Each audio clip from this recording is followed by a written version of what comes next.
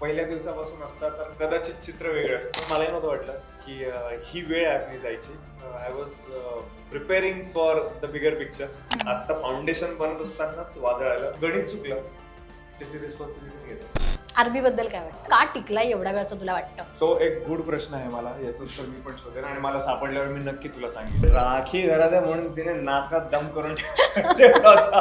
तेव्हा मी तिच्या भावाला बघितलं, ती तशीच होती. रादर तिचा भाऊ मला तिच्यापेक्षा जास्त राखी वाटायला लागला.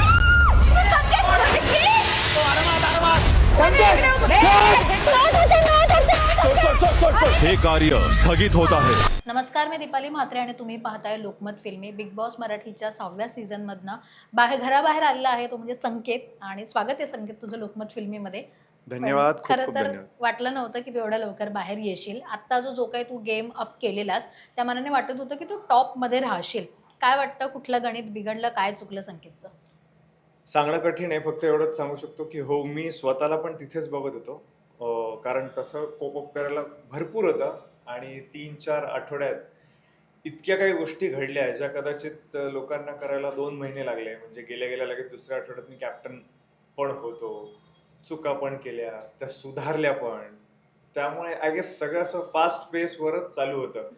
आणि त्याच्यातच कळतं की नाही, आपला गेम चांगला आहे. आणि त्यात घरातल्या लोकांना वाटणं की हा one of the strong players आहे, त्यांच्याकडून ती गोष्ट येणं, त्याच्यात आपल्याला कळतं की नाही, आपण बरोबर चाललोय. जरी चुका करतोय तरी ठीक आहे, सुधारू शकतो. कारण युजली जेव्हा स्पीड जास्त असतो कुठे तर कुठे ठेच लागते आपल्याला.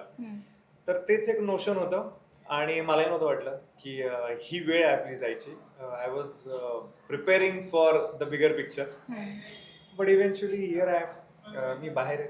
काय झालं, कुठे गणित चुकलं हे कदाचित मला नाही सांगता येणार, पण ते आता चुकलंय. पण संकेतला असं वाटत नाही का, एकंदरीत तुझा गेम पाहून आता सगळ्यांचं असं मत झालेलं की तू स्ट्रॉंग प्लेअर आहेस, घरातल्यांचंही आणि बाहेरच्यांचंही. कारण तू अपोजिट टीममध्ये असूनही विशालला टक्कर देत होतास आणि त्या टीममध्ये असताना तू त्यांच्याशी लॉयल होतास. पण हा डिसिजन कदाचित संकेतचा चुकला का, की आत्ता वाईल्ड कार्ड म्हणून जाण्यापेक्षा नेक्स्ट सीझन किंवा पुढचा सीझन जर पूर्ण वेळ आला असतास तर कदाचित तू पूर्ण टॉप 5 पर्यंत पोहोचला असतास आत्ताचा तुझा एकंदरीत गेम अनालाइज करता? ऍक्च्युली आता पण जर मी अजून राहिलो असतो आतमध्ये तर कदाचित या सीझनला पण मी ट्रॉफी उचलू शकलो असतो.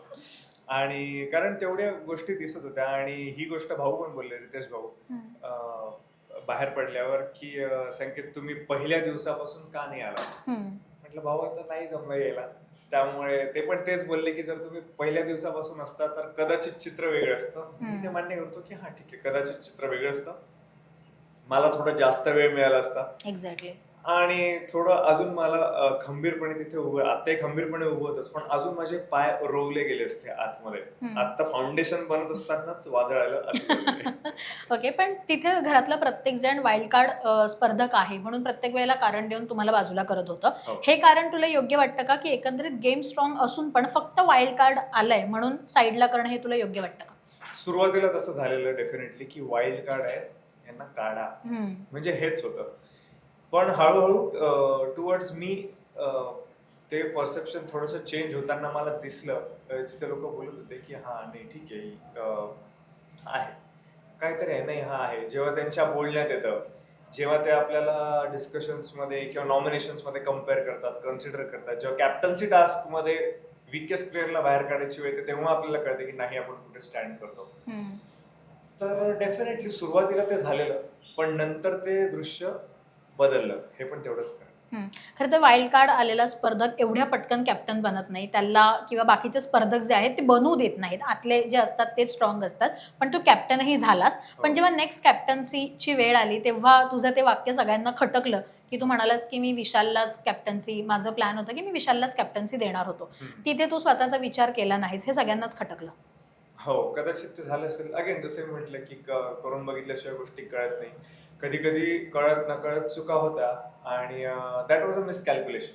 आणि ती चूक माझ्या साईडने होती, हे मी तिथेही एक्सेप्ट केलेलं की ती गोष्ट मी मिसकॅल्क्युलेट केली थोडी. ज्या पद्धतीने कदाचित जायला पाहिजे होती किंवा गेली असती ती नाही गेली, ती माझ्या फेवरमध्ये नाही लागली. इव्हेंच्युअली जर ती माझ्याबद्दल आहे तर त्याचं खापर माझ्यावरच फुटणार आहे आणि त्याची रिस्पॉन्सिबिलिटी मलाच घेणार. आणि मी त्याच्यापासून घाबरत नाही. जर चूक झाली आहे, कळत न कळत मिसकॅल्क्युलेशन जे काय असेल ते, जर मी त्याच्यामध्ये इन्व्हॉल्व आणि मी तिथे चुकीचं आहे तर मग मला ती रिस्पॉन्सिबिलिटी घेणे. तर ते एक मिसकॅल्क्युलेशन होतं आणि म्हणून ते झालेलं. आणि हा रागाच्या भरात आर्ग्युमेंटमध्ये जे काय बोललो त्यासाठी पण मी ऑलरेडी बोललो की नाही, प्रेक्षकांचा वेळ वाया घालवायचा आहे किंवा आधीपासून ठरवलं होतं असं काही नव्हतं. पण ते गणित चुकलं, त्याची रिस्पॉन्सिबिलिटी मी घेतो. पण विशालच्या गेमबाबत बोलायचं झालं तर तू त्याच्यासोबत उत्तम खेळत होतास मध्ये. त्याच्यासोबत एक छान तुझं अलायन्सही झालं होतं. पण कुठे त्याचा गेम तुला वाटतं? कारण असं सगळेच जण म्हणतात की जो विशालसोबत खेळतो तो बाहेर जातो, म्हणजे बाहेर अख्खी जातो. त्याची टोळी जी आहे त्याने हा. स्वतःचा विचार तो एका साईडला करतो किंवा त्याची स्ट्रॅटेजीच अशी आहे की अख्खी टोळी बाहेर गेली, तो एकटा टिकलाय. तू त्याच्यासोबत खेळलास किंवा नंतर तुला असं नाव पडलं की 2.0 हा. दिसतोय, सो म्हणून तुला असं वाटतं की त्याच्यामुळे तू बाहेर पडलास? ते ऍक्च्युली बोलणं चुकीचं आहे. तसं नाही बोललं पाहिजे आणि नाही बोलू शकत. कारण मग तसं बघायला गेलं तर मग तिथे 2 ग्रुप्सच आहे ना. प्रेक्षकांनीच ते ग्रुप एक्सेप्ट केलेले आहेत, एक काटा एक टोळी. मग तसं असेल तर मग तिथून पण तेच झालं पाहिजे. मग फक्त एकाच ग्रुप बद्दल जर तसं बोललं जात आहे कारण का एखादी व्यक्ती त्या ग्रुपमधली थोडीशी हेडस्ट्रॉंग आहे आणि प्लस माझ्यासारखा प्लेअर जाणं आणि त्याच्या खांद्याला खांदा लावून खेळणं आणि मग त्याच्यावर असं येणं की अरे नाही, आता ह्याचेच इन्स्ट्रक्शन फॉलो करते का, कारण माझे इनपुट असल्याशिवाय मी कॅप्टन नसतो म्हणलो किंवा कोणी आधीच वाईल्ड कार्डला किती घालून पाडून बोललं जातं किंवा ते किती नको आहेत घरात हे सगळ्यांना माहिती आहे. मग त्या सिच्युएशन मध्ये जर माझे इनपुट नसतील आणि मी माझ्या डोक्याने खेळलो नसतो तर माझं कॅप्टन होणं खूप डिफिकल्ट होतं असं मला वाटतं. पण तसं न होता ज्यांनी कोणी विशालने तेव्हा विश्वास दाखवला असेल किंवा सपोर्ट केला असेल, अनुश्रीने केला असेल, ज्यांनी कोणी राखीने ज्यांनी सपोर्ट करून आणि ते सगळं एकत्र खेळून मला कॅप्टन बनवलं, याचा अर्थ असा नाही होत की कुठेतरी कोणाच्या इन्फ्लुएन्स खाली खेळतोय किंवा काय करतोय.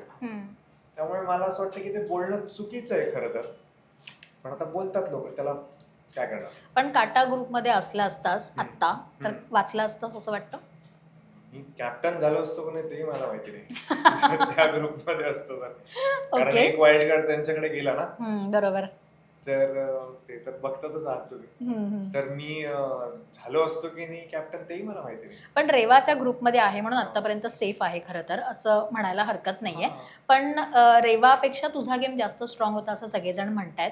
ते कुठेतरी तुला वाटतं का हे बायस आहे? मग माझ्यासाठी ही चांगली गोष्ट नाही का की जर जेव्हा तू म्हणतेस की रेवा त्या ग्रुपमध्ये आहे म्हणून ती सेफ आहे, म्हणजे तिचं इंडिव्हिज्युअल खरं तर काहीच नाही, म्हणजे ग्रुप तिला वाचवतोय आणि ती त्या ग्रुपमुळे ती आहे. एक्झॅक्टली. आणि जेव्हा की ऑन द कॉन्ट्ररी जरी मी बाहेर आहे तरी मी इंडिव्हिज्युअल गेम खेळायचा प्रयत्न केला, चुका केल्या, धडपड केली, तिथेच प्रूव्ह होतं की तिथे राहून काय फायदा नाहीच ना. असं मग अशा खेळाला काय पॉईंट आहे जर तुम्ही ऑलरेडी एका ग्रुपचा आश्रय घेऊन खेळत असाल.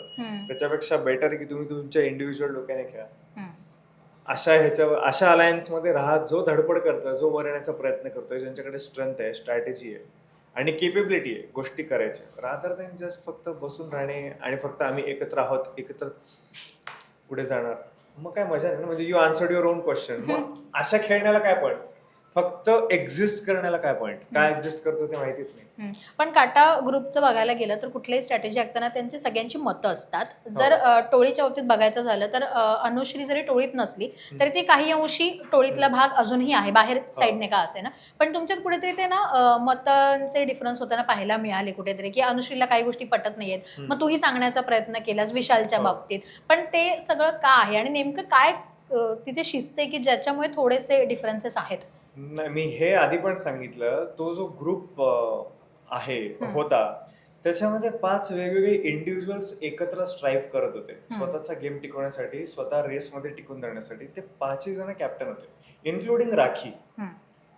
मी वाईल्ड कार्ड आल्या सेकंड वीक मध्ये मी कॅप्टन होतो, अनुश्री कॅप्टन होऊन गेली, सागर कॅप्टन होते, विशाल लेटेस्ट 10व्या आठवड्यात तो जो कॅप्टन झाला, जे एवढं मोठं रामायण महाभारत त्याच्यावर झालं. राखी कॅप्टन होती जेव्हा मी आलो तेव्हा पहिल्या आठवड्यात. तर जर 5 कॅप्टन कॅलिबरचे लोक जर एकत्र येऊन काहीतरी करायचा प्रयत्न करतायत तर डेफिनेटली मतभेद होणारच आणि त्यांचे इनपुट जाणारच. मी एका वेगळ्या पद्धतीने विचार करतो, माझा एक वेगळा ऍटिट्यूड आहे टुवर्ड्स गेम, टुवर्ड्स लाईफ. तसंच त्या इतर 4 जणांचं. 5 जण मिळून जेव्हा डोकं लावतात, फ्रिक्शन होणारच आहे, ठिणग्या उडणारच आहे. हम्म, ते होणारच आहे. याचाच अर्थ काय की कोणी कोणावर डिपेंडेंट नाहीये, प्रत्येक जण आपापली गोष्ट सांगतोय हम्म, आणि ती मतभेद म्हणजे काय पटत नाही, कोणी कोणाला फॉलो करत नाही. बरोबर. It is as simple as that. त्याच्यात जर कोणी म्हटलं की नाही तुम्ही त्या एकाच माणसाला फॉलो करताय, मग ते चुकीचं आहे. हम्म. पण अनुश्रीचं नेमकं काय आहे? तिने तुझ्यासोबतही शेअर केलं की तिला विशालच्या काही गोष्टी खटकतात. ती हो. ओपनली बोलली आहे. हो, हो. तू विशालशी पर्सनली जाऊन बोललास काही गोष्टी, पण तुला वाटतं का की विशाल सगळं इगोवर घेतो, किंवा त्याचं एक आहे की तुम्ही मी सांगितलेल्याच गोष्टी फॉलो करा आणि त्याच्याबद्दल जेव्हा सांगायची वेळ येते तेव्हा तो ऐकत नाही, असं तुलाही वाटतं? नाही, तसं काही नाहीये. कारण जेव्हा स्ट्रॅटेजीज वगैरे बनतात तेव्हा डिस्कशन होतं. ते जे सिम्पल ज्याच्यावरून मला नावं ठेवली गेली की विशालने सांगितलं म्हणून तू हेड ऑन गेलास, पण ते इव्हेंच्युअली ते माझं म्हणणं होतं. कारण प्रत्येक टास्कमध्ये मी हेड ऑन गेलेलं माझ्यासाठी बेटर असतं, कारण मला इम्प्रोव्हाइज करायला मिळतं आणि ते सरप्राईज एलिमेंट मी चांगल्या पद्धतीने हँडल करू शकतो. जेव्हा की त्याचं उलट आहे, तो अनालाइज करून जातो. ते एक नॉर्मल डिस्कशन होतं. त्यामुळे तिथे असं काहीच नाही की कोणी कोणाला हे करत नाही, कोणाच्या इन्फ्लुएन्समध्ये कोणी काय बोललं. त्यामुळे मला तरी तसं काय वाटत नाही. पण तुला अजूनही तुला असं वाटतं की आता तू घरात असायला हवास आणि ही एक व्यक्ती घराच्या बाहेर असायला हवी होती, अशा 2-3 व्यक्तींची तू नावं घेऊ शकतो जी आता तुला वीक वाटतात? हो, मी तर माझ्या इव्हिक्शन डेच्या दिवशीच बोललेलो सागर, की ते म्हणजे ओव्हरऑल आणि खूप प्रॅक्टिकली तो विचार होता जो त्यांनाही माहिती होता की जर गेम वाईज बघितलं तर ते बाहेर जाणार. ही गोष्ट ते स्वतः बोलले की आज मी बाहेर जाणार, संकेत राहणार. घरातल्या प्रत्येक व्यक्तीचं तेच म्हणणं होतं की संकेत राहणार आहे, सागर जाणार आहे, कारण game everyone was true to the game. बरोबर. तर ती एक व्यक्ती आहे की जी गेली असती कदाचित, आणि जर ते नसते तर दीपाली होती, रेवा, प्रभूला मी स्वतः नॉमिनेट केलेलं. प्रभू बाहेरच गेला इव्हेंच्युअली. माझ्याच बरोबर त्याचं इलेक्शन झालं, पण त्याला मीच नॉमिनेट केलं होतं. तर एक तर नॉमिनेशन माझं बरोबर होतं आणि तो पण तेच म्हणू शकतो की मी याला नॉमिनेट केलं, पण मी निकषमध्ये नव्हतो बसत, पण ठीक आहे. ओके. पण इथे प्रत्येक गोष्टीचा ना घरात छोट्या गोष्टीचा बाऊ केला जातो. म्हणजे मग ते राखीने कुठलीही गोष्ट केलेली असू दे, किंवा ह्याच्या आधी संस्कृतीने कुठलीही गोष्ट केलेली असू दे, किंवा रुचिताने कुठलीही गोष्ट, पण एक छोटी गोष्टीचाही खूप मोठा बाऊ केला जातो. आणि तिथे दीपालीताई अशा आहेत ज्या सगळ्यांना असं वाटतं की त्या सगळीकडे जाऊन आग लावतात. तुला पर्सनली वाटतं जेव्हा विशालचाही मुद्दा आला की त्याने पटकन असा हात मारला आणि त्यांना चेस्टला लागलं, तिकडे एक्झॅक्ट काय सिनारिओ असतो आणि त्या जे बोलतात ते मुद्दे धरून बोलतात की काय आहे नेमकं? नाही, त्यांनी न बोललेलं बरं आहे, कारण गेम बाबतीत बोलतोय. त्या ॲज अ पर्सन खूप स्वीट आहे, पण गेम बद्दल त्यांनी न बोललेलं बरं, कारण ते मुद्दे धरून नाही बोलत. विशालचा हात त्यांना चुकून लागला असेल, कारण तो गेम पूर्ण मी बघितला होता बाल्कनीतून, आम्ही सगळ्यांनी बघितला होता. गेम खेळताना पण काही वाचवण्याचाच प्रयत्न केलेला त्याने आणि तो चुकून लागला असेल हात. तोही लागला असेल असं मी म्हणतो, चुकून लागला हेही मी म्हणणार नाही. पण ते काय, ते खूप तिथे केऑस असल्यामुळे त्याची क्लॅरिटी कोणालाच नाही, त्यामुळे त्याच्यावर ठाम मत देणं चुकीचं आहे माझ्या पॉइंट ऑफ व्ह्यूने. पण बाकी गेम बद्दल होत्या काही बोलतात. पण काटा ग्रुपमध्ये तुला स्ट्रॉंग कोण वाटतं आणि त्यांचं तुला असं वाटतं की ते एखाद्या गोष्टीला किंवा तन्वीला फॉलो करतात किंवा आरबीला फॉलो करतात, असं तुला त्यांच्या ग्रुपमधलं कोण वाटतंय की व्यवस्थित खेळतोय गेम वाईज? आय गेस सगळेच असे संथ गतीने पुढे चाललेत आणि ते एकत्र आहेत म्हणून ते पुढे चाललेत आणि म्हणून ते एकत्र आहेत कदाचित. ओके. कारण कोणीच काय करत नाही. आरबी बद्दल काय वाटतं? आरबीने काहीतरी केलं पाहिजे, थोडंसं खेळलं पाहिजे. तो काहीच करत नाही. पण तो बोलण्यातही कुठे असा स्ट्रॉंगली कुठल्याही मुद्द्यावर बोलत नाही, जे की आता मध्ये भांडण झालं राखीचं आणि त्याच्यातही तुम्ही ऍटलीस्ट सोडवायला तरी जातात. पण आरबी अशा गोष्टी त्याचं म्हणणं असतं, ऑफकोर्स प्रत्येक वेळेला तो याचं क्लॅरिफिकेशन देतो की त्याला कुठल्याही गोष्टी मुद्द्यांमध्ये पडायला आवडत नाही. बट गेम वाईज तू विचार करशील तर गेम वाईज ह्या गोष्टी बरोबर आहेत, कारण तेच तर गेममध्ये हवं असतं. Right, I totally agree with you की गेम पॉईंट ऑफ व्ह्यूच म्हणतोय मी, तो काही करत नाही. काय करायला पाहिजे एक्झॅक्टली, कारण तो का टिकलाय एवढा वेळ असं तुला वाटतं? तो एक गुड प्रश्न आहे, मला याचं उत्तर मी पण शोधेन आणि मला सापडल्यावर मी नक्की तुला सांगेन. ओके. बरं, प्रभूच्या बाबतीत तुझं काय म्हणतं? तू म्हणालास की त्याला नॉमिनेट केलं आणि आत्ताही भाऊच्या धक्क्यावर असा मुद्दा जितेश सरांनीही मांडलेला की विशालने माफ करा, आरबीने त्याला कॅप्टन्सीमध्ये खरं तर बाहेर काढणं गरजेचं होतं, जे की त्याने ग्रुप म्हणून काढलं नाही आणि चुकीच्या व्यक्तीला कॅप्टन्सीमधनं बाहेर काढलं. तुलाही वाटतं की प्रभूचा ते फक्त वापर करत होते आणि त्यांच्यातली एक संख्या वाढवायची म्हणून त्यांनी प्रभूला सोबत ठेवलं होतं काटा ग्रुपने? डेफिनेटली मला तसंच वाटतं, कारण काही लिमिटेशन्स होते प्रभूचे, जे फिजिकल लिमिटेशन्स म्हणू शकतो आणि त्यात काय असं डिरोगेटरी मी काही बोलत नाही. प्रत्येकाचं लिमिट, जर मी 12 फूट उंच उडी नाही मारू शकत तर ते माझं लिमिटेशन आहे, अशा हिशोबाने मी म्हणतोय. आणि बाकी त्यांनी डेफिनेटली फक्त हेड काउंटसाठी किंवा नंबर स्ट्रेंथसाठी ठेवलं असू शकतं त्याला, प्रभूला तिकडे, कारण तसे आजच इन्व्हॉल्वमेंट प्रभूची कधी दिसली नाही मला कुठल्याही डिस्कशनमध्ये किंवा काय. तन्वी जे बोलेल तेच प्रभू करायचा. मग ते अगदी मला हिट फ्लॉप मध्ये ठेवण्यापासून असो किंवा नॉमिनेशन्स असो, ना त्याला कधी निकष कळले ना काही, कुठलाही निकष असेल किंवा काही असेल, फक्त त्यांच्या ग्रुपमधल्या प्रत्येक व्यक्तीने बाकीच्या जे त्यांच्या ग्रुपमध्ये नाही आहेत त्यांना सगळ्यांना नॉमिनेट करणे, असं एक चित्र मला नेहमी दिसून आलं, एक पॅटर्न दिसून आला बरोबर. दर नॉमिनेशन्सला. त्यामुळे त्याचं वेगळंच काही नाही असं मला जाणवलं, आणि म्हणून फक्त नंबर काउंटसाठी काटाने त्याला वापरलं असूच शकतं. ओके. तन्वीच्या गेम बाबत बोलायला झालं तर प्रत्येक वेळेला तिची प्रशंसा होताना, म्हणजे फिजिकल टास्कमध्ये ही तन्वी तेवढेच तोडीस-तोड देते आणि गेमच्या स्ट्रॅटेजीज वाईज पण तिच्या काही ना काहीतरी स्ट्रॅटेजीज असतात. तन्वीच्या गेमबद्दल बाहेरही खूप चर्चा आहे. घरात नेमकं काय आहे? तन्वी तेवढी हेडस्ट्रॉंग आहे? म्हणजे आता हेडस्ट्रॉंग कशाला म्हणणार, त्याच्यावर डिपेंड करतं. थोडीच तोड करायचं म्हटलं तर तसेच टास्क मी पण खेळतो, विशाल पण खेळतो, कारण आमच्याकडे स्ट्रेंथ आहे ती, आम्ही स्ट्रॅटेजी लावून पण खेळतो, आणि आम्ही एकमेकांच्या ऑपोजिट पण खेळलोय आणि एकत्र पण खेळलोय. म्हणजे मी आणि तन्वी पण एका टीम मधून पण खेळलोय आणि बरोबर. ऑपोजिट पण खेळलोय 2दा-3दा.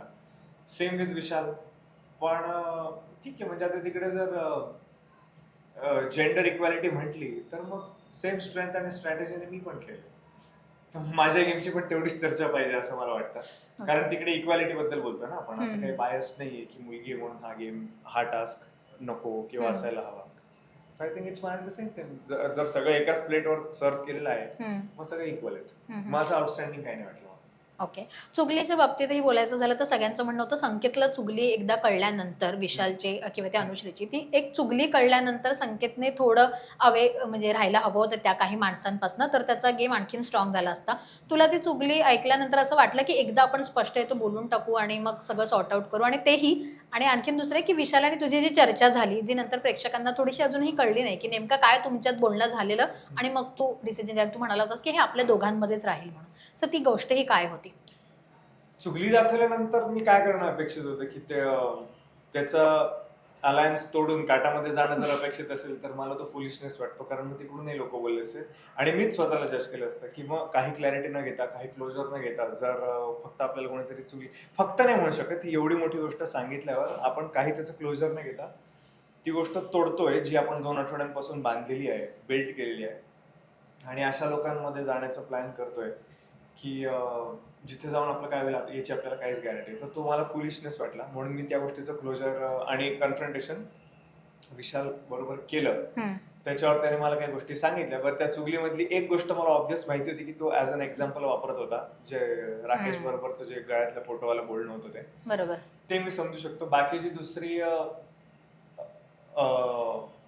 इम्युनिटीची गोष्ट होती, त्याचं कन्फ्रंटेशन मी त्याच्याशी केलं आणि त्याच्यावर तो क्लिअरली बोलला की हो, ही माझी इम्युनिटीसाठी प्रायोरिटी अनुश्रीची होती, पण इथून पुढे तू असणार आहेस, कारण विश्वासाची गोष्ट. आणि मग 1-2 गोष्टी त्या संदर्भातल्या आमच्यामध्ये बोलणं झालं की का अनुश्री त्याची प्रायोरिटी नाही आणि का त्याने मला प्रायोरिटी केलं अपफ्रंटली, तिच्या समोर त्याने तो का सांगितलं. हे डिस्कशन मध्ये, हा भांडणाचा विषय नव्हता, हे डिस्कशन होतं की जर माझ्यावर एवढे आळा लावले जात आहेत आणि मला तुझी चुगली दाखवली जाते, तू you have to prove it to me की नाही, हे असं नाही, असं होणार आहे. तर मग मी इतकं 2 आठवडे मेहनत केलेली टिकवायची का नाही टिकवायची ते त्याच्यावर होतं, आणि ते कॉन्फ्रंटेशन झालेलं.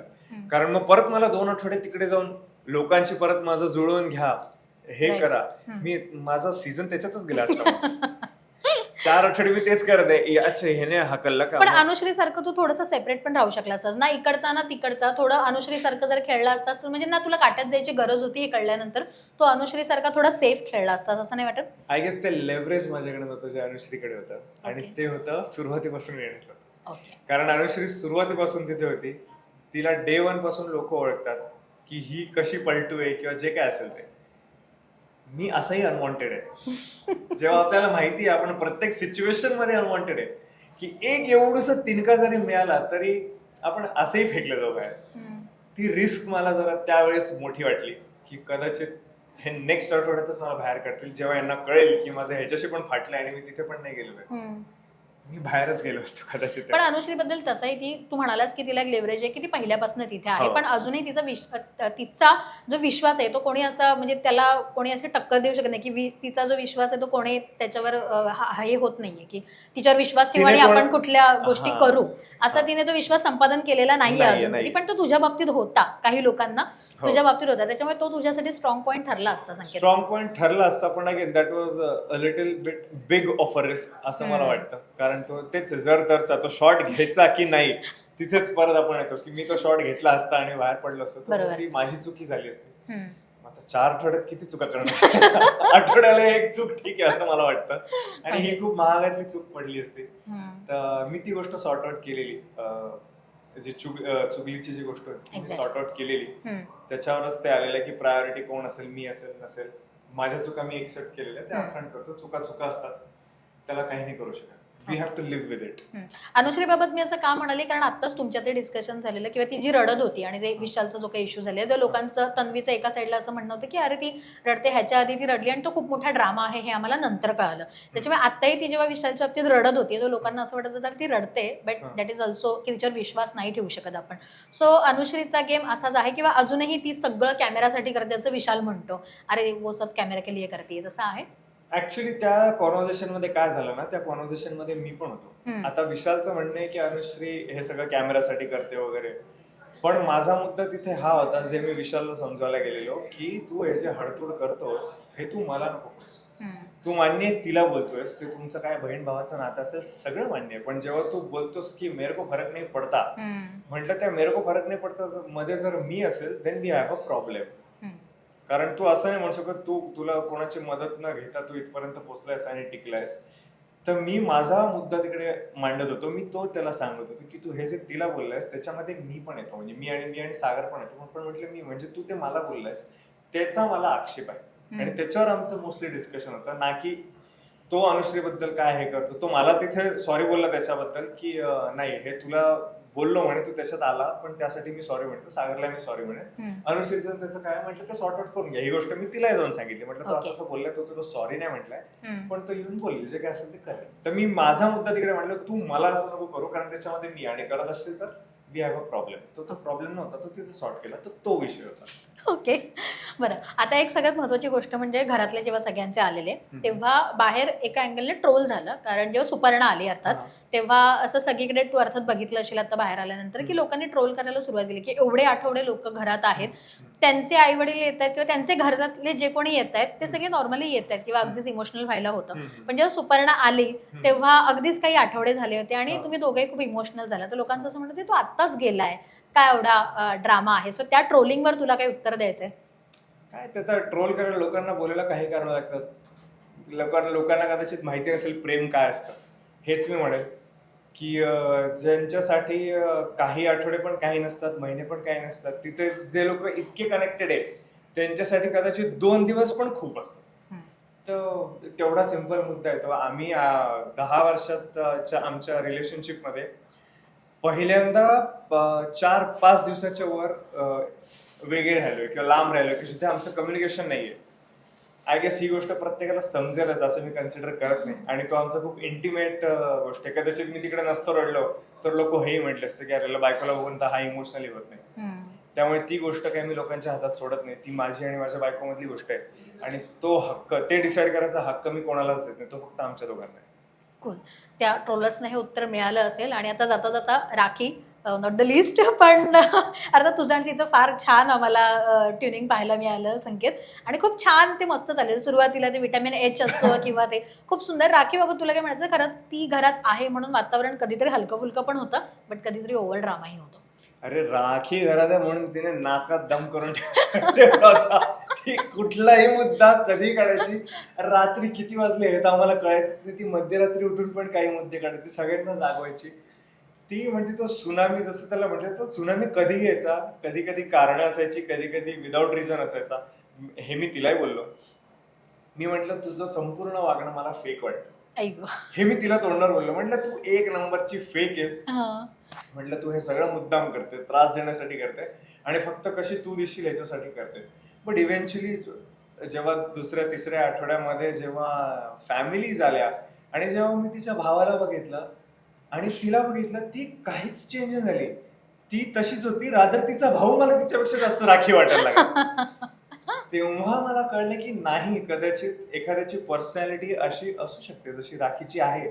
जे मला फेक वाटत होतं किंवा जे मी असं बाय डिफॉल्ट कन्सिडर चल ना हटा ना, म्हणजे ती खरं रडते खोटं रडते नाही कळत, पण तिची पर्सनॅलिटीच तशी आहे. मग आता ती गोड बोलते, मुद्दाम बोलते, सार्कॅस्टिक बोलते, पाठीमागे काय बोलते खरंच नाही कळत. ते एक गूढ आहे. ती फक्त तिच्यासाठी जगते, तिच्यासाठी खेळते आणि जे काय करते ती स्वतःसाठी करते. डेफिनेटली ती वल्नरेबल असेल, तिला प्रेम झालं असेल, मैत्री निभवते, ते एक वेगळं. पण ती पर्सनॅलिटी म्हणून जशी आहे ती तशीच आहे हे मला आत गेल्यावर कळलं. आणि हेही मी तिला सांगितलं.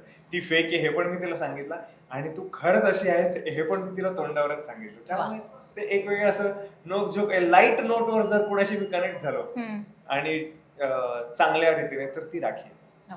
जेव्हा तू घरात आत जाणार होतास तेव्हा आपलं बोलणं झालं होतं, तेव्हा तू असं म्हणाला होतास, म्हणजे आपलं जसं बोलणं होतं की तिथे एक आहे टक्कर देणारा तुला चॉकलेट बॉयच्या बाबतीत, तो म्हणजे राकेश. आणि राकेश आणि तुझी टक्कर तशी आम्हाला पाहायला मिळाली नाही रादर, कारण तू बऱ्याच वेळेला विशाल सोबतही खेळलास, सो तशी टक्कर पाहायला मिळाली नाही तुला. एकंदरीत आता तू आतही जाऊन गेम पाहिलास आणि बाहेरूनही पाहून गेलेलास. टॉप 3 मध्ये कोण वाटतंय किंवा हा सीझन नेऊन ट्रॉफी नेईल या सीझनची, असं कोण वाटतंय तुला? नाही, काही कंटेंडर्स आहेत.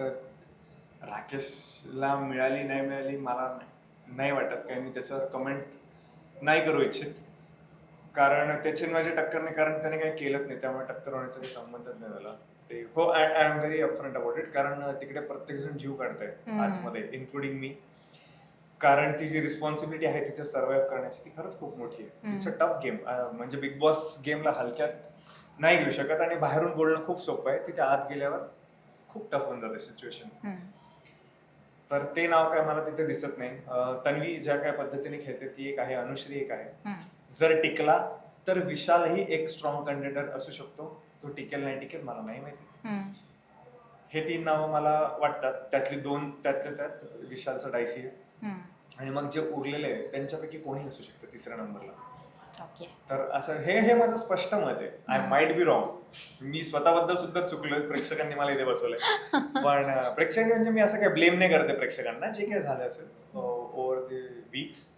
पण ठीक आहे, त्यामुळे इतका टफ आणि अनप्रिडिक्टेबल गेम आहे तो, त्यामुळे त्याला कोणीच हलक्यात घेऊ नाही शकत. आणि त्यामुळे इतका लॉंग शॉट 8 मधून एक कोण काढणं डिफिकल्ट आहे. पण जे टॉपची 2-3 नाव आहेत माझ्या पॉईंट ऑफ व्ह्यूने जितकं मी बघून आले ते हे असू शकतात. गेम फिरू शकतो, कधीही फिरू शकतो, पण ही आहे. बाहेर आल्यानंतर तू एपिसोड बघितलेस तुझे काही किंवा एकंदरीत? नाही, तेवढा वेळ नाही मिळाला मला. 2 एपिसोड शेवटचे जे टेलिकास्ट झाले ते मला बॅक टू बॅक मी बघितले मात्र. म्हणजे जो भाऊचा धक्का होता बेसिकली 2 दिवसाचा, सॅटर्डे संडेचे एपिसोड मी बघितले, माझं एविक्शन बघितलं मी. ओके, पण तुला असं वाटतं की ह्या अख्ख्या एपिसोडमध्ये जेवढे एपिसोड आता तू आल्यानंतरचे टेलिकास्ट झालेत आतापर्यंत निघेपर्यंत, अशी कुठली गोष्ट आहे जी आतमध्ये झाली आहे, घडली आहे, पण ती समोर आलेली नाही, अशी कुठली गोष्ट तुला वाटली आहे? किंवा घरातल्याने सांगितली, सुपर्णाने सांगितली आहे, अशी कुठली गोष्ट आहे जे कॅमेरावर दाखवलं गेलं नाही पण हे घरात घडलेलं, असं काही आहे? माझी इन्व्हॉल्वमेंट बेसिकली ती कदाचित कुठेतरी बाहेर नाही आली किंवा वेगळ्या पद्धतीने आली, ज्याच्यामुळे लोकांना वाटलं की मी नाही खेळते, मी दुसऱ्या कोणाच्या तरी इन्फ्लुएन्सच्या खाली खेळतोय.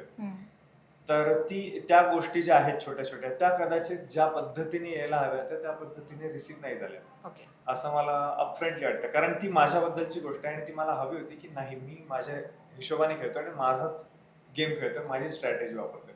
तर ती डेफिनेटली कुठेतरी नाही आली असं मला वाटतं.